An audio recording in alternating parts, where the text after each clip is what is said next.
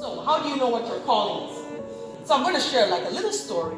I lived in England for 3 years, and one day I'm standing in church and I was talking to this gentleman in church. I said, "What do you do?" And he said, "I'm a life coach." And I said, "What is a life coach?" This was 2004 and I'd never heard about it.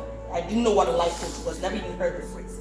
And he explained to me what it was, and something just went off ping in my head. I was like, wow, this is so me.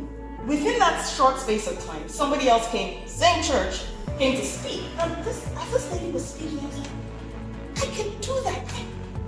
And all of a sudden, I saw myself in her place, standing in front of a crowd of people and, just telling them all this life-transforming stuff. After that, I was like, yeah, after all this, you finally got your doctor job. Now, what are you looking for? So, I just sort of put that aside, and at some point, it came and found me. And that leads me to my first point. A lot of times, your calling is external.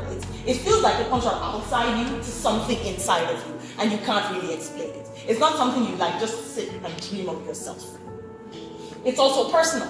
So this is personal for me. Nobody came up to me and said, "Oh, you and a bunch of people, it's your calling to be a life coach or to inform people, to be a speaker, blah, blah, blah." It's usually very personal. And it has an appeal of its own. And and your calling is optional, because you could pursue it or not. It's just that you may live life feeling that, there's something missing. A passion will sustain your attention for even decades. Sometimes, even if you're not actively involved in it, every now and again, there'll be a little ding, ding, ding, ding. I'm still here, I'm still here, I'm still here.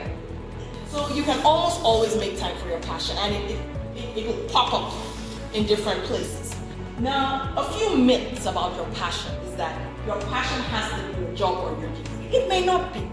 It may or may not be, that's neither here nor there. So you may have a passion that has nothing to do with your job.